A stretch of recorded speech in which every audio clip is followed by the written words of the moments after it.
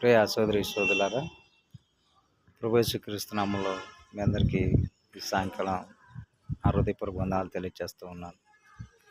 ఈ దినము దయాక్షేత్రము మరి చూడటానికి దేవుడు మహాకృపను చూపించినందుకు దేవుని మహిమ కలుగును గాక.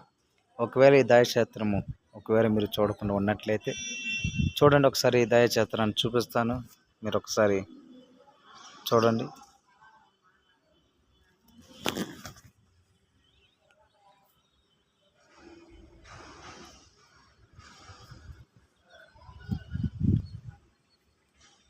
అక్కడ వర్క్ జరుగుతుంది, ప్రీతం పెట్టారా, అక్కడ వర్క్ జరుగుతుంది, చూడవచ్చు. మీరు ఇంకా ఎంత పెద్ద మందిరం ఒకసారి చూడవచ్చు. చక్కటి మందిరము, మంచి వాతావరణము. దేవుడు మరి ఇవంతా చూడటానికి దినము ఆయన కృప చూపించినందుకు చాలా సంతోషంగా ఉంది. ఒకసారి చూడండి, చక్కని వాతావరణం, చుట్టూ కొండలు, పొలాలు. ప్రీతం బిడ్డలు చూడండి, అదిగో దయాక్షేత్రము చూసారా, అదిగో దయాక్షేత్రము. చుట్టూ చర్చికి చుట్టూ కాంపౌండ్ వాళ్ళు. ప్రీతం బిడ్డలారా, గమనించండి, ఇలాంటి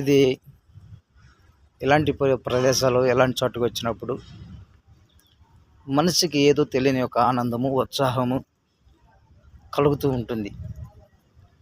దేవుని సన్నిధి అద్భుతంగా ఉంది.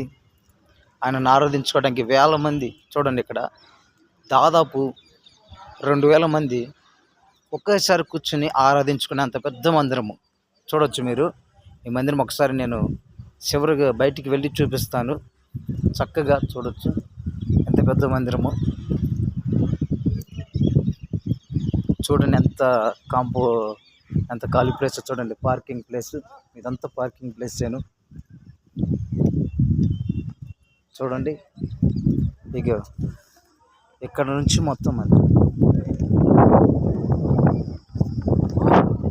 చూశారు కదా, ఎంత చక్కని మందిరమో. దేవుడు హోసన్న మనిషికి అనుగ్రహించినందుకు ఆయన నామానికి మహిమ కలుగును గాక.